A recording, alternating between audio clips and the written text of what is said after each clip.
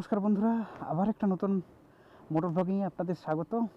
এখন আছি চাতরাতে, আর আজকের গন্তব্য চাতরা থেকে বাড়ি। আজকে যাব, এটা হচ্ছে চাতরা থেকে রাস্তাটা যাচ্ছে এর দিকে, রাঁচির দিকে, টান্ডওয়া হয়ে এই জায়গার নাম হচ্ছে সিমারিয়া টান্ডওয়া রোড।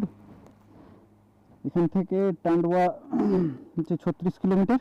আর শুরু করলাম আর কি যাত্রা। আমাদের টোটাল যেতে হবে 424 কিলোমিটার এখান থেকে। গুগল দেখাচ্ছে, গুগলের সময় অনুযায়ী 8 ঘন্টা 28 মিনিট লাগবে, আর পৌঁছাবো রাত্রি 8টা বেজে 8 মিনিটে। আমাদের অনেক বেশিই লাগবে, আরও 2 ঘন্টা বেশি ধরে রাখতে হবে, কারণ রাস্তায় রেস্ট নিতে হবে। আমি তো খাবার দাবার সমস্ত রেডি করে নিয়েছি,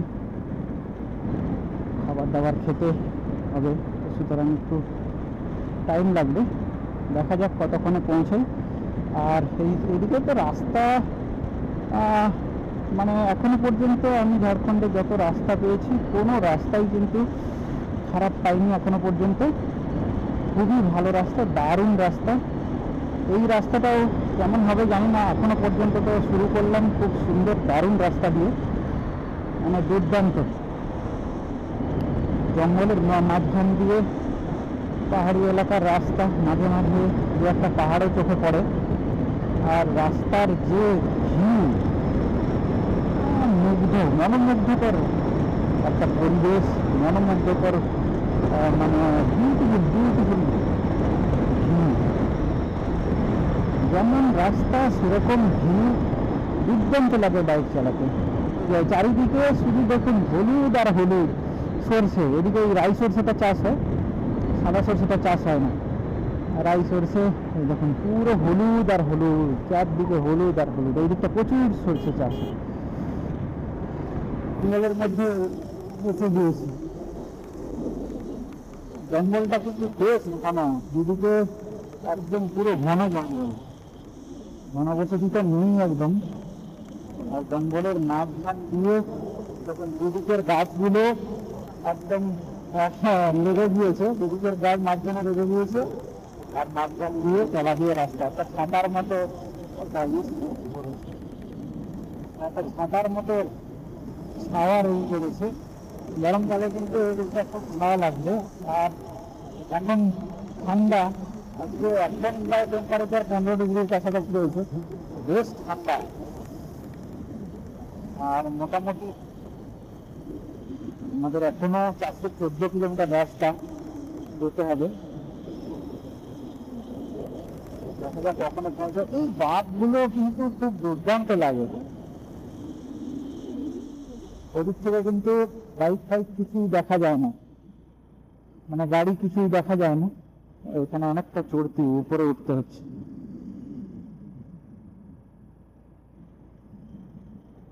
এইভাবে রাস্তা কিন্তু মানে বাইক চালাতে দারুণ লাগে, শুধু একটু সাবধানে চলতে হয়, নিজের লেনে ছাড়া না বলাই, মানে নিজের লেনটা না ছেড়ে দেওয়াই ভালো। দেখুন পশু, গরু,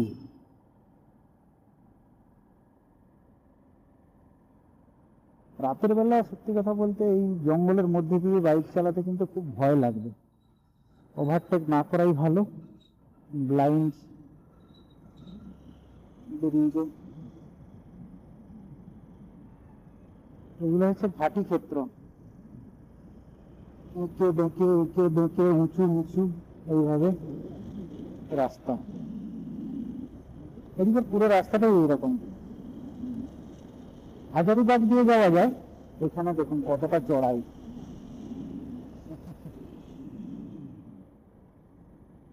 উপরে উঠতে হচ্ছে।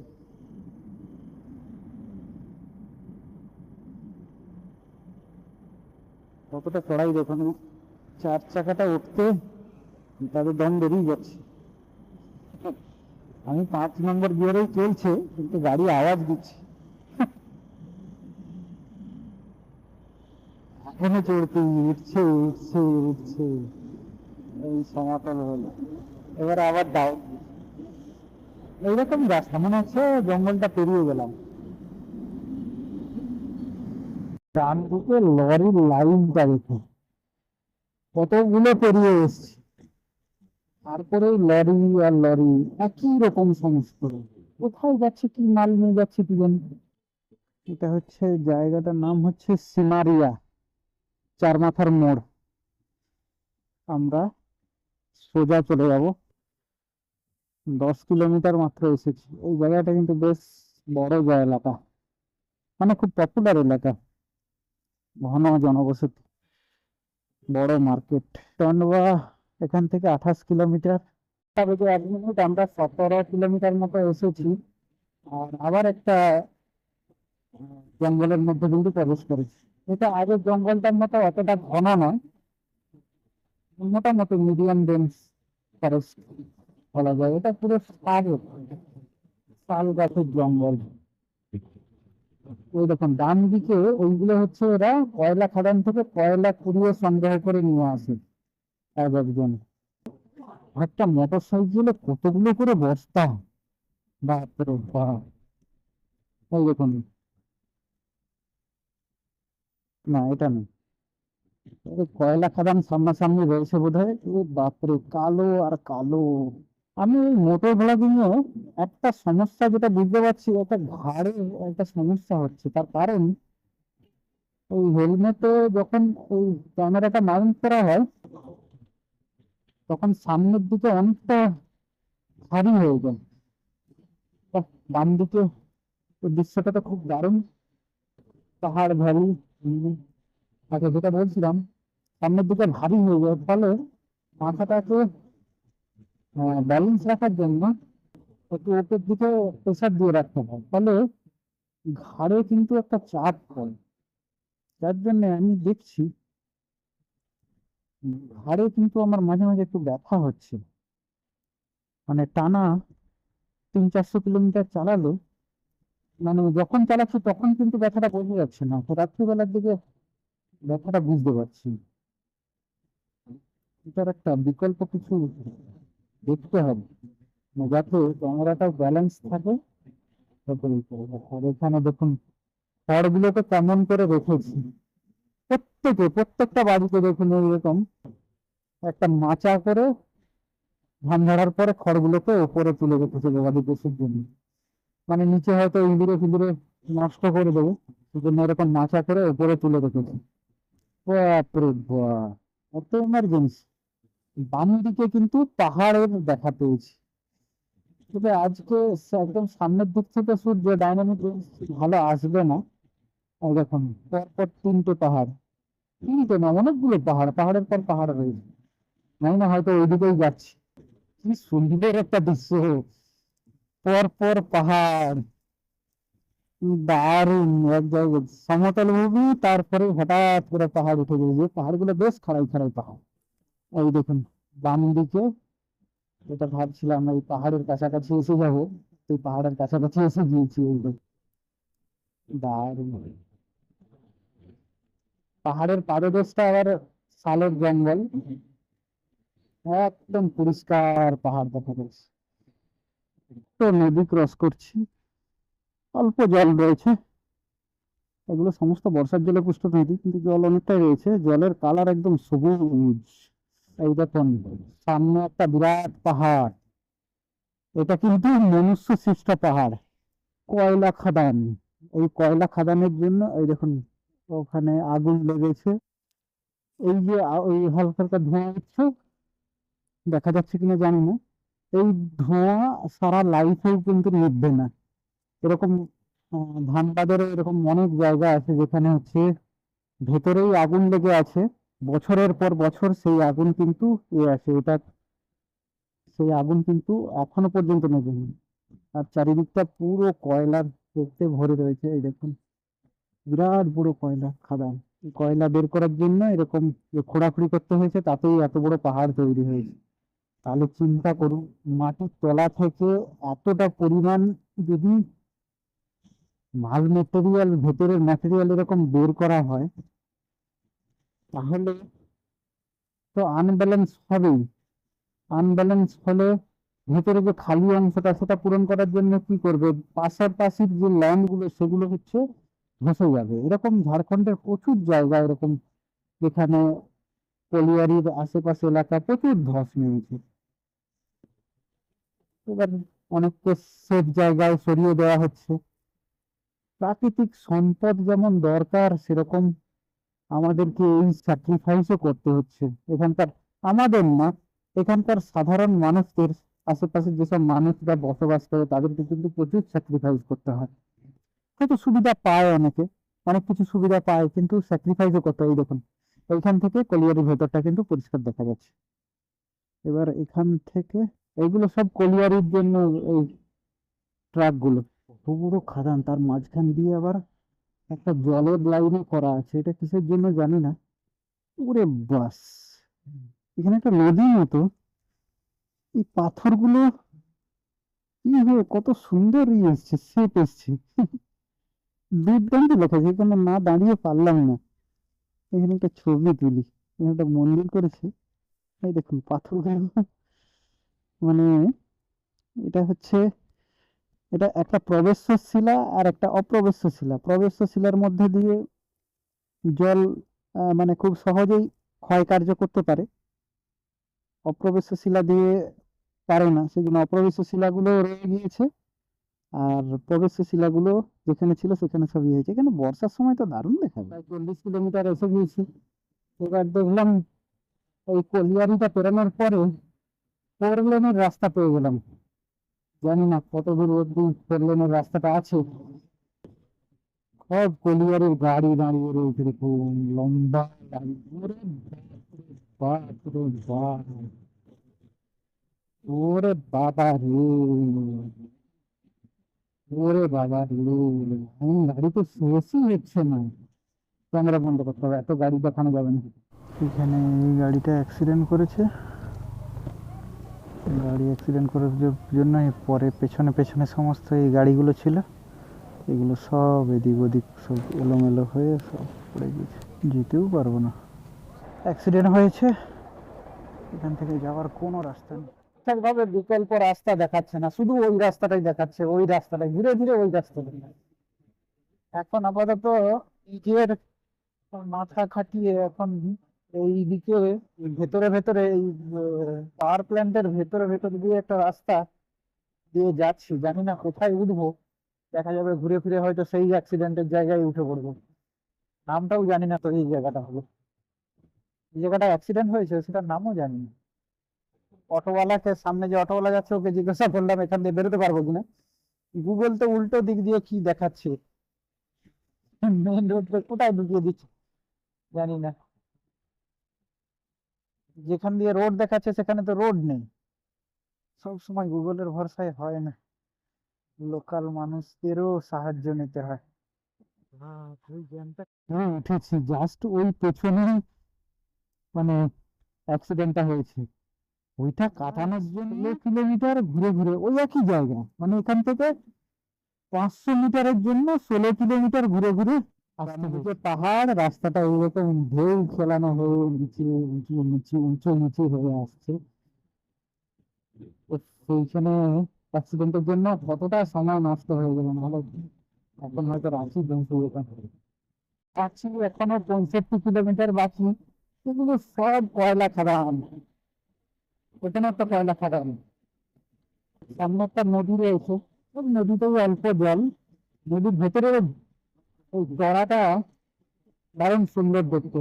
আর দেখুন কালো আর কালো, কয়লার পুরো ইয়ে, পুরো গায়ে কালো সব একদম ইয়ে হয়ে যাচ্ছে, মানে কয়লার গুলোতে পুরো মানে সারা শরীর ঢুকে যাচ্ছে।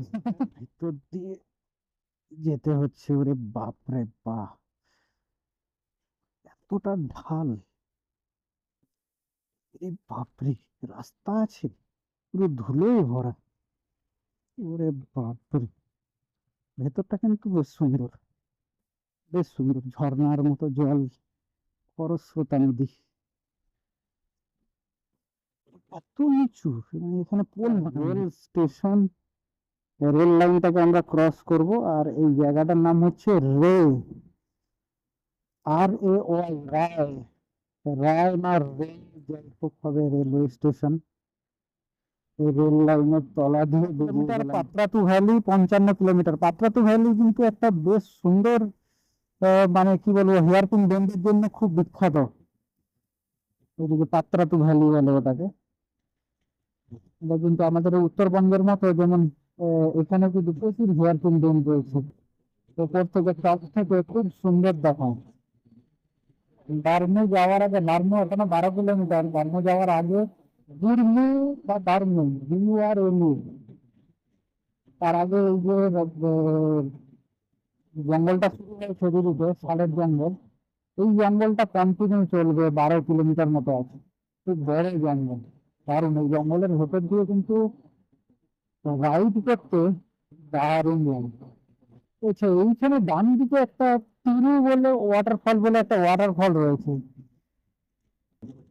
তিরু ওয়াটারফল। এখন 1:55, আমরা এখন বুড়মু ক্রস করছি। ডান দিকে বুড়মু থানা। আর মোটামুটি আমরা 96 কিলোমিটার রাইড করেছি।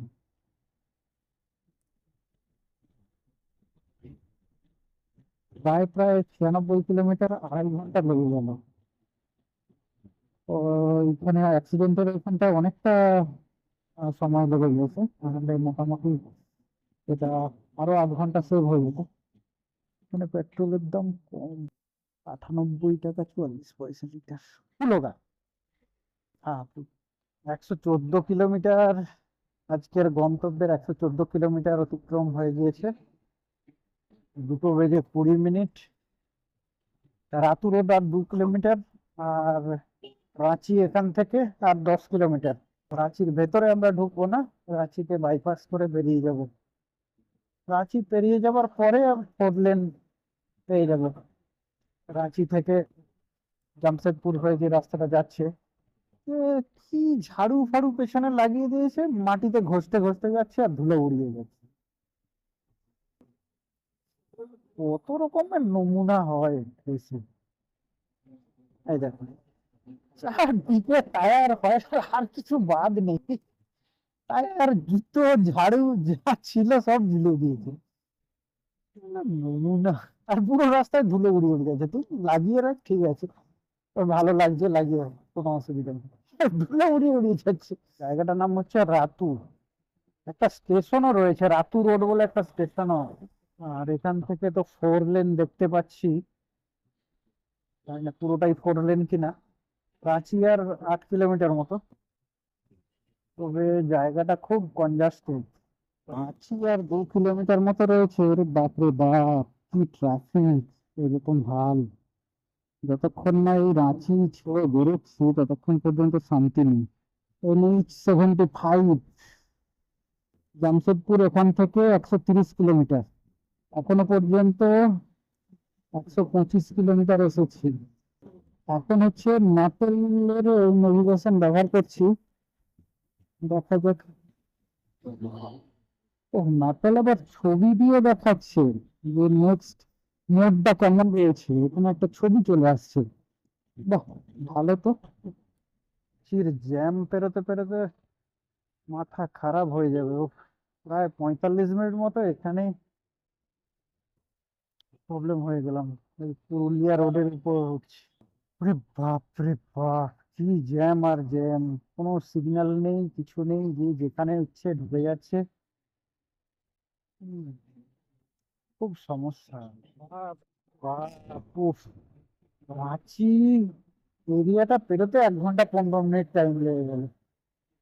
আর এর নেভিগেশন, ম্যাপেলের নেভিগেশন ভুল ভাল, কি রকম দেখাচ্ছে, কি রকম দেখাচ্ছে কিছু বুঝতে পারছি না।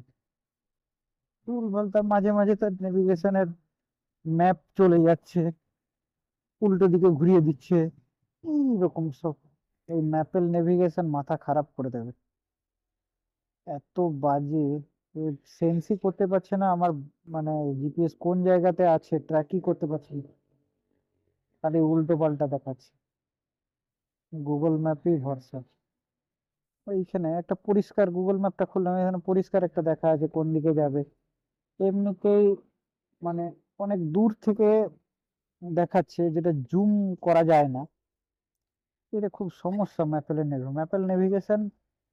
গুগলের কাছাকাছি আসতে গেলে অনেক বাকি, অনেক আপডেট দরকার।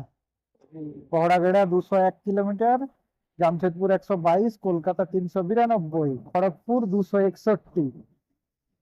মানে আমার বাড়ি মোটামুটি এখনো প্রায় 175 কিলোমিটার, 288 কিলোমিটার। আর 4 লেনে এসেছি। যদি জ্যাম না থাকে তাহলে একটু ওদিকটা টেনে নেওয়া যাবে। চাইছিলাম যতটা কম সম্ভব রাত্রিবেলা রাইড করতে, কারণ ওর মধ্যে যা ঠান্ডা ঠান্ডা লাগছে, কত না বাড়বে রাত্রিবেলা ঠান্ডায় চালাতে খুব অসুবিধা। ওরকম রাস্তা না হলে চালিয়ে মজা হয়, তারপরে 100 আরামসে চলে যাওয়া যাবে। সবাই একটু টাইমটা হয়তো কাট করা যেতে পারে, তা হয়েছে কাট করা সম্ভব নয়, আছে একশো উঠে যাচ্ছে। ওটা হচ্ছে NH-33।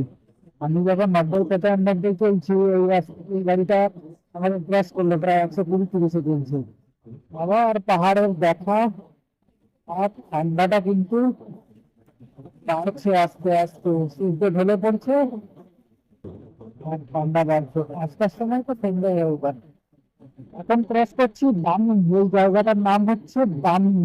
সত্যি জায়গাটা দামি, প্রাকৃতিক দৃশ্যের জন্য খুবই দামি এই জায়গাটা।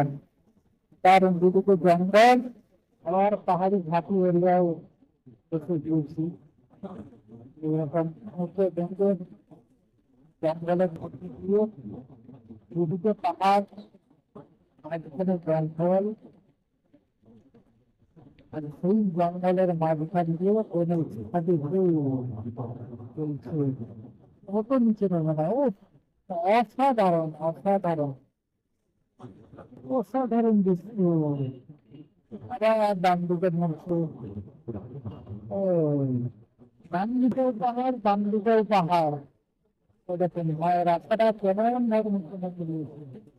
দিনের আলো যতক্ষণ থাকবে ততক্ষণ ভিডিও করে নেই, রাতের বেলা আর ভিডিও করে লাভ নেই, দেখাতে পারবো না। সময় এখন 3:57 আর টানা 185 কিলোমিটার রাইড করছি, কোনো ব্রেক নেওয়া হয়নি। ডান হাতটা একটু টনটন করছে, অ্যাক্সিলারেটর টানা ধরে রাখতে হচ্ছে তো, ডান হাতটা একটু টনটন করছে। একটু কোথাও দাঁড়িয়ে একটু রেস্ট নেব।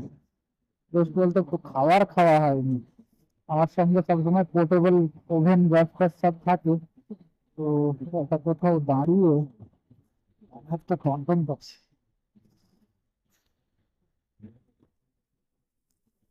অনেকটা টেনে নিয়ে চলে এসেছি। ওটাই 9:10 দেখাচ্ছিল, এখন হচ্ছে 8:40 দেখাচ্ছে। হবে না, 90, 95, 110 পর্যন্ত তুলেছি। রাস্তা ভালো, দারুণ যাওয়া যাচ্ছে। কোথায় দাঁড়াবো, কোথায় দাঁড়াই যা, কোথায় দাঁড়াই, এইখানেই দাঁড়িয়ে যে এই পাথরটাই হচ্ছে টেবিল।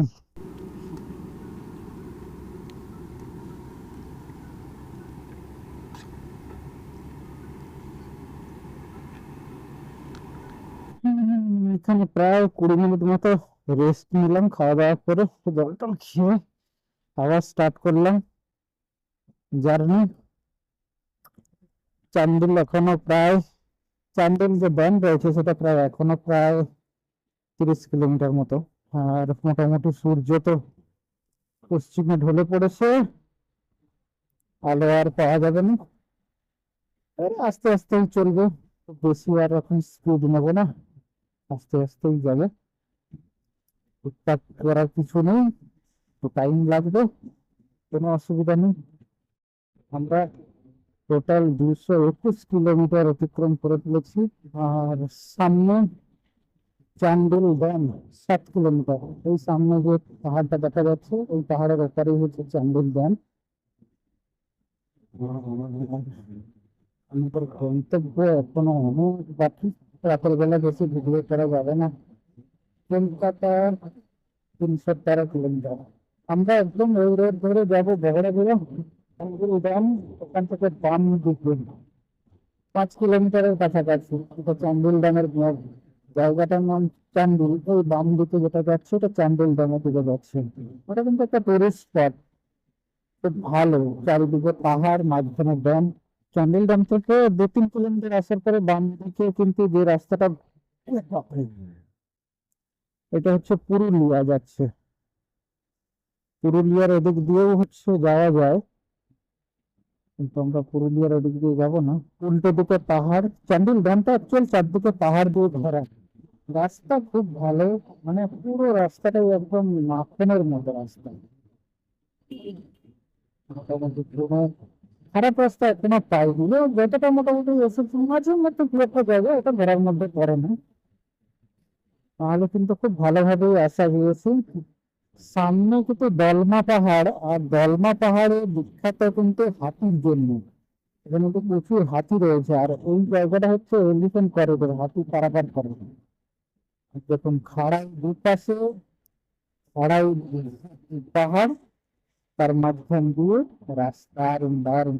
ও দারুণ দারুণ, পুরো জঙ্গল, পুরো পাহাড়টাই হচ্ছে একদম বামে, একদম পাশেই পাহাড়, হাত বাড়ালেই পাহাড়। 241 কিলোমিটার এসেছি মাত্র 5টা বেজে 18 মিনিট। সূর্য ডুবে গিয়েছে, সন্ধ্যে হয়ে যাবে, আর কিছুক্ষণ আলো পাওয়া যাবে, হয়তো 15-20 মিনিট আলো পাওয়া যাবে।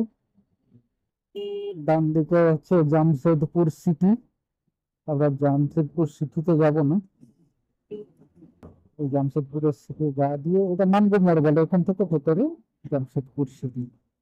কত বড় বড় হোটেল, প্যালেস রয়েছে, ওরে বাবা, ওয়েভ, বাপরে বাপ, ওয়েভ ইন্টারন্যাশনাল। এর ভিতরে থাকতে এক রাত্রে কত টাকা নেবে? এই দিকটা ডান দিকে পাহাড়, আর ডান দিকে এই হোটেলগুলো, মানে চারিদিকেই পাহাড়, পাহাড় ঘেরা এইসব হোটেলগুলো, এগুলো ট্যুরিজমের জায়গা। জামশেদপুর থেকে ওই 5-7 কিলোমিটার এগিয়েছি। এখানে কিন্তু প্রচুর ডাইভারশন রয়েছে।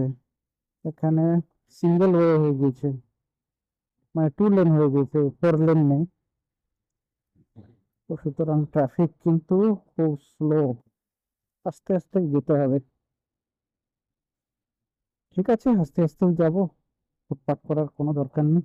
এখানটা প্রচন্ড জ্যাম, ওই ফ্লাইওভারের কাজ চলছে, এটা হচ্ছে ডিমনা বস্তি।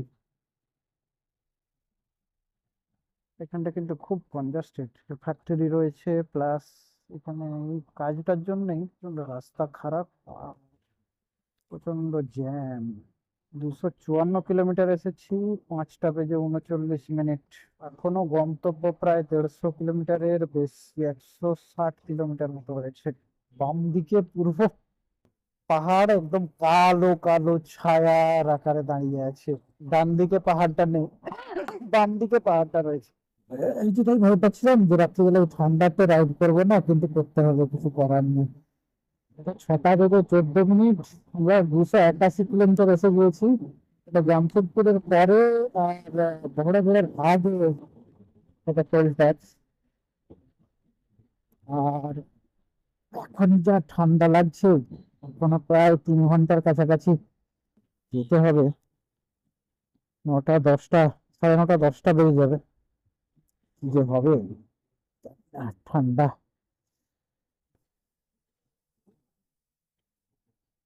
অত ঠান্ডায় আমরা চালাবো কি করে বুঝতে পারছি না। ওপরের দিকটা ঠিক আছে, পায়ের দিকটা রেন লাইনার পরে আছি, তাও ঠান্ডা লাগছে। বারিপদা 105, বহড়াগোড়া 55 কিলোমিটার, ডালভুঙ্গর 25 কিলোমিটার, মহুলিয়া, জায়গাটার নাম হচ্ছে মহুলিয়া। রাস্তা ভালো, রাত্রিবেলা অসুবিধা হচ্ছে না চালাতে, কিন্তু অসুবিধা হতো ঠান্ডাটার জন্য। অ্যাকচুয়ালি যেটা রাত্রিবেলা সবচেয়ে বড় সমস্যা হয় বাইক চালানোর, যে ডিভাইডার গুলো থাকে, ডিভাইডারে কিন্তু প্রচুর গাছ লাগানো হয়। এই গাছটা কিন্তু, মানে ওই উল্টো দিক থেকে যে লাইটে ওটা রিফ্লেক্ট লাগে না, কিন্তু ওইখানে গাছগুলোকে ছেঁটে দিয়েছে, যার জন্য কি হচ্ছে, পুরো চোখে লাগছে। ফলে ওদিকের আলো যখন চোখে লাগছে, সামনে ভালো দেখা যাচ্ছে না। তাও এই ফগ লাইটটার জন্য তাও দেখতে পাচ্ছি, না হলে কিন্তু ফগ লাইট ছাড়া কোনো কিচ্ছু দেখা যাবে না, একদম অন্ধকার। আগে একটা টোল ট্যাক্সি, এরা সব এইভাবে ঘিরে দিচ্ছে, বাইক ফাইক বেরোনোর কোনো রাস্তা রাখছে না। বড় বহরাকাটা জাস্ট আগের একটা টোল ট্যাক্স। ঠান্ডাটা বেশ বেড়ে গিয়েছে, এখন মনে হচ্ছে টেম্পারেচার প্রায় প্রায় 13 ডিগ্রির কাছাকাছি। 6টা বেজে 52 মিনিট আর 319 কিলোমিটার রাইড হয়ে গিয়েছে। পেট্রোল ভরে নেবো, বেঙ্গলে ঢোকার আগে পেট্রোল ভরে নিতে হবে। এখানে পেট্রোলের দাম সস্তা, আমাদের ওখানে 6 টাকা বেশি। যতটা পেট্রোল ঢোকানো যায় ঢুকিয়ে নেবো, পেট্রোল ভরে নিয়ে।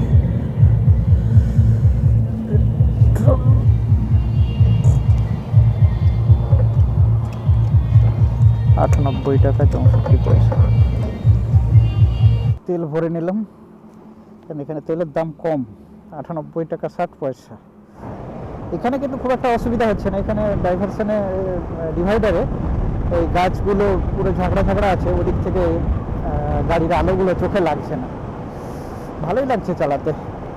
60 কিলোমিটার, বালাসোর ডান দিকে 160 কিলোমিটার, আর খড়গপুর 60 কিলোমিটার। ঝাড়গ্রাম 31 কিলোমিটার, খড়গপুর আর 52 কিলোমিটার, কোলাঘাট 115, কলকাতা 176, সব সোজা। ঝাড়গ্রাম 31 কিলোমিটার আছে। এখন বাজে 7:30, 7টা বেজে 33 মিনিট। 358 কিলোমিটার রাইড হয়ে গিয়েছে। বিশ্রাম করবে করবে আর রেস্ট নেওয়া হচ্ছে না।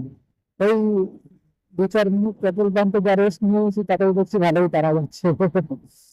একটু চাপা চলে ভালো হতো। সামনে চেকপোস্ট, এটা হচ্ছে চেকপোস্ট। চেকপোস্ট সমস্ত লরি ওদিকে নিয়ে গিয়ে চেক হচ্ছে। একটু সোজা, আর এইখান থেকে নেমে বাম দিকে গোপীবল্লভপুর, আর আমরা ব্রিজের ওপর দিয়ে সোজা খড়গপুরের দিকে এগিয়ে যাচ্ছি। ডান দিকে গোপীবল্লভপুর। এখন বাজে 7টা বেজে 36 মিনিট। 362 কিলোমিটার আমরা রাইড করে ফেলেছি। এরিয়া শুরু হয়ে গিয়েছে বাম দিকে, এবং ডান দিকে ওই রোডের দুপাশেই কিন্তু একদম শালের ভয়ানক জঙ্গল। আর এটা কিন্তু এলিফ্যান্ট করিডোর, ওখান দিয়ে হাতি পারাপার করে। জঙ্গল থেকে কিন্তু এটা হচ্ছে লোধাশুলি জঙ্গল। লোধাশুলি এসে গিয়েছি,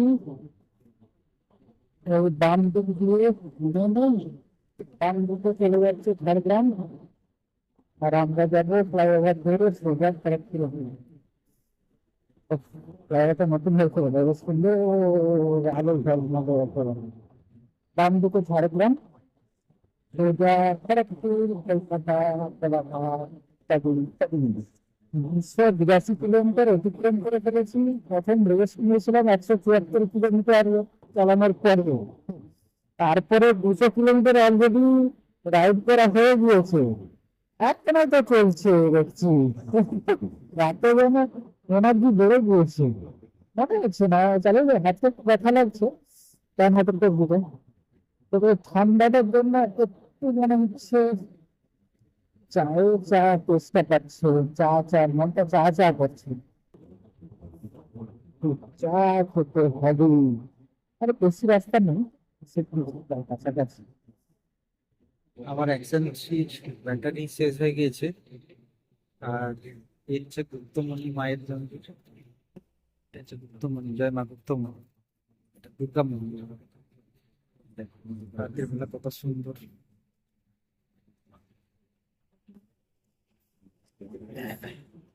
তো এইখানে একটু দাঁড়িয়েছি, এখানে একটু চা খাবো। চা খেয়ে একটু রেস্ট নিয়ে তারপর বেরিয়ে যাবো। এসে গেছি খড়গপুর, আর বেশি দূর নয়।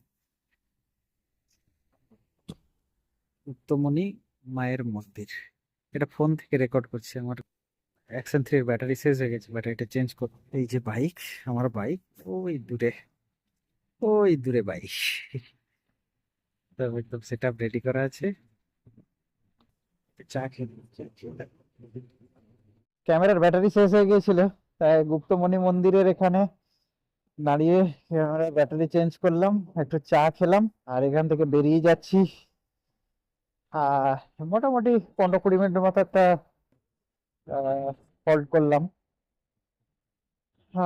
কিন্তু সমস্যা হচ্ছে আমার ক্যামেরার মেমোরি শেষ হতে চলেছে, আর 4 মিনিট বাকি আছে।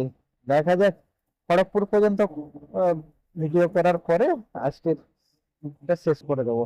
মিনিট এখন ক্রস করছি সোনাতলি, আর আমরা এখনো পর্যন্ত 292 কিলোমিটার অতিক্রম করে ফেলেছি। তো 1 থেকে 33 মিনিট, আর আমরা 399 কিলোমিটার এসেছি। এখন জায়গাটার নাম হচ্ছে কলাইকুণ্ডা। এই বাম দিকে কলাইকুণ্ডার এয়ারপোর্ট রয়েছে। এটা অবশ্য যাত্রীবাহী বিমানদের জন্য নয়, এটা হচ্ছে যুদ্ধ বিমান, সামরিক ঘাঁটি একটা, গোপন ঘাঁটি, সচরাচর বাইরে থেকে চোখে পড়বে না। তো এসে গিয়েছি, আর দেখুন রাতের খড়গপুরের পরিবেশ। বাম দিকে বুড়িশোল, ডান দিকে নিমপুরা। নিমপুরা মানে এসে গেছি খড়গপুরে, মানে এটা খড়গপুরের মধ্যেই পড়ে। বাম দিকে এই রেশমি মেটালিক্স এর কারখানা, বাম দিকে হচ্ছে বিশাল বড় এই রেশমি মেটালিক্স এর কারখানা। রেশমি মেটালিক্স আরো এখানে অনেক জায়গা নিয়ে অনেক বড় ফ্যাক্টরি করেছে, এদিকে উড়িষ্যা বাইপাসের ওদিকেও করেছে। তো এখান থেকে ডাইভারশন আর এইরকম ধুলো, ডাস্ট, একদম জঘন্য একটা পরিবেশ। তাও এখন রাস্তাটা বোধহয় একটু ভালো করেছে, আগে যা জঘন্য ছিল কিছুদিন আগে পর্যন্ত। জাস্ট একটু আগে রাতে যে বাম দিকের ট্রাকের লেবে ট্রাকগুলো এখানে ওয়েস্ট করছে। আর আর ভিডিওটা আজকে এখানেই শেষ করব। আজকের এই রাইড দারুণ একটা অভিজ্ঞতা, একটা অন্যরকম অভিজ্ঞতা। রাতের রাইড একটা অন্যরকম এক্সপিরিয়েন্স, একটা অন্যরকম অ্যাডভেঞ্চারের মতো, জঙ্গলের মাঝখান দিয়ে, কিছুটা দিনের বেলা কিছুটা রাতের বেলা, রাতের বেলা কেমন দিনের বেলা কেমন সব কিছু দেখালাম। আর আপনাদের কেমন লাগলো অবশ্যই জানাবেন। আবার একটা কোনো রাইডে আবার দেখা হবে। ততক্ষণ পর্যন্ত সবাই ভালো থাকুন, সুস্থ থাকুন। জয় হিন্দ, জয় ভারত।